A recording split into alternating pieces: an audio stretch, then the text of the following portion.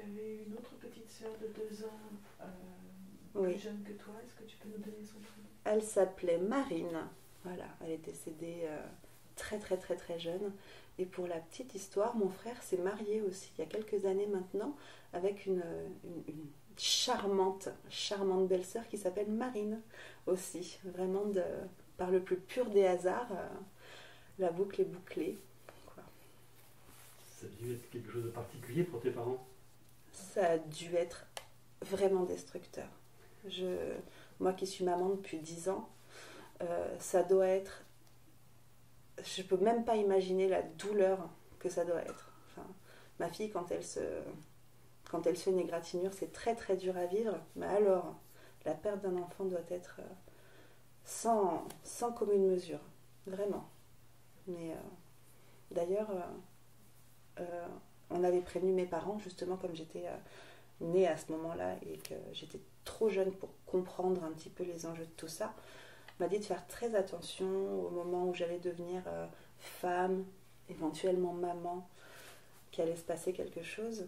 Et effectivement, il s'est passé quelque chose parce que finalement, j'ai beaucoup de souvenirs de mes frères et sœurs plus grands, à partir de 3-4 ans, mais j'ai aucun souvenir de bébé, de frères, vraiment de bébé nourrisson. Et jusqu'à avoir fait un déni de grossesse de ma fille, voilà, j'ai appris que j'étais enceinte de ma fille, j'en étais à mon 7e ou 8e mois de grossesse.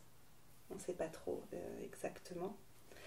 Mais voilà, j'avais mal au ventre, donc je suis allée voir ma gynécologue, elle m'a appris que j'étais enceinte. Ça a été un choc, j'étais pas du tout préparée. 24 ans, j'avais pas du tout ni la maturité ni l'envie d'être maman. J'ai jamais eu cette envie-là d'avoir des enfants tout de suite. Je voulais d'abord me construire. Et ça m'est tombé comme ça, un 14 juillet, comme un feu d'artifice. Voilà. Donc, si j'avais su avant que peut-être ça me serait tombé dessus, j'aurais anticipé. Je me serais mieux préparée, mais je pense qu'on peut de toute manière jamais vraiment se préparer à être maman. Donc, ça a été difficile et facile en même temps. Tu dis difficile et facile en même temps. Est-ce que tu peux expliquer? Ça a été difficile d'apprendre que j'allais être maman dans 2 mois. Finalement, ça a été même été dans 1 mois, parce que j'ai accouché juste 1 mois après avoir appris que j'allais être maman. Mais c'était facile parce que finalement, j'ai pas eu le temps d'angoisser. comment elle allait être. Oui, parce que je savais pas trop. On était presque sûr que c'était une fille, mais on ne pouvait pas être sûr à 100%.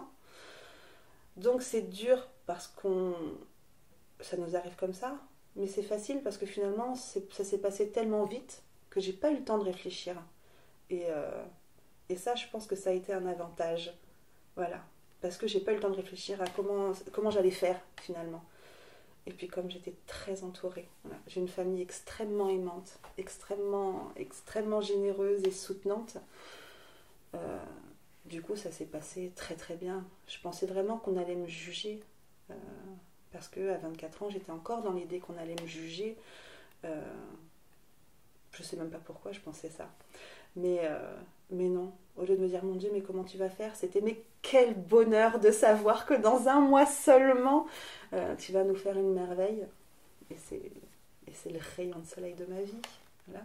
Depuis 10 ans, avec ma fille, on est hyper fusionnels, toujours ensemble. Voilà. Nos dimanches, un week-end sur 2, au petit déjeuner ensemble au port, c'est notre moment de bonheur à nous, quoi. Quel est le prénom de ta fille? Ma fille s'appelle Léa. Voilà. Et elle a 10 ans, tout sonné depuis le 14 juillet. Elle est très fière d'ailleurs d'être née un 14 juillet. Elle a le défilé, le feu d'artifice, la famille avec elle, puisque c'est dur de naître pendant les vacances. Souvent les gens travaillent, les gens partent. Et c'est l'occasion de se retrouver tous en famille. On n'a pas d'excuse au 14 juillet, on ne travaille pas. Donc elle a toute la famille et les amis pour elle, elle est très contente. Oui, on peut se dire qu'effectivement, heureusement que tu l'as pas su tout de suite, et d'où peut-être le déni de grossesse, parce que autrement tu aurais peut-être flippé, quoi. Oui, c'est certain.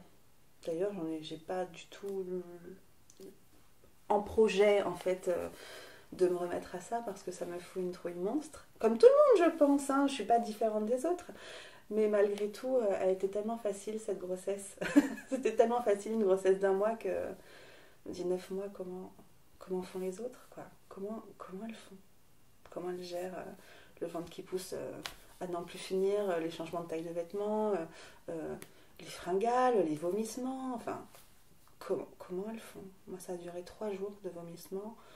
Un ventre qui s'est tiré en 2 jours.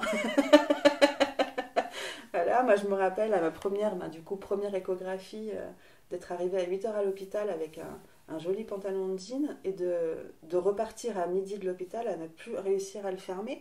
Donc je suis rentrée dans la rue avec mon pantalon que je tenais avec les mains. mais finalement, hormis le choc que ça a été, c'est que des bons souvenirs en fait. Voilà. Et pour ton homme de l'époque, pour lui c'était un choc aussi, j'imagine. Ça a été un choc. Ça faisait une poignée d'années qu'on se connaissait. Je crois qu'on sortait ensemble depuis à peu près 4 ans. Et en plus, on n'habitait pas dans la même ville. On s'est rencontrés sur Internet. Donc, il habitait Paris, moi Lyon. On faisait les trajets un week-end sur 2. Et quand il l'a appris, c'était compliqué parce qu'il était à Paris. Je ne pouvais pas lui dire de venir pour lui expliquer la nouvelle. Je lui expliquais par téléphone. Mais c'est possible d'avorter ou de faire quelque chose parce qu'on n'est pas prêt. Non, on ne peut plus faire marche arrière. Maintenant, c'est vraiment trop tard. Et il m'a dit, je te rappelle. Et il m'a rappelé, je crois, 2 ou 3 heures après. Je ne me rappelle plus très bien. Il m'a dit, d'accord. Et voilà, c'était validé qu'il était dans l'aventure. Et on a... Du coup, on s'est installés ensemble quelques mois après la naissance de Léa. D'abord à Paris, ensuite à Lyon pour que je puisse faire mes études. Et on a jonglé entre les études, les stages, la crèche, plus tard l'école. Et en fait, je crois qu'on n'a jamais trop choisi d'être ensemble, finalement. C'est la vie qui nous a poussés à nous mettre ensemble. Et avec le recul, l'expérience, voilà. C'était une belle histoire, mais est-ce que si Léa n'avait pas été là, on aurait continué cette histoire? Je sais pas. Pas la force des choses, je regrette rien. Les relations sont pas toujours au beau fixe, mais c'est une princesse tellement adorable que je pourrais jamais lui en vouloir pour ça. Voilà, elle me procure tellement de bonheur, cette petite. C'est mon pain quotidien de bonheur, quoi.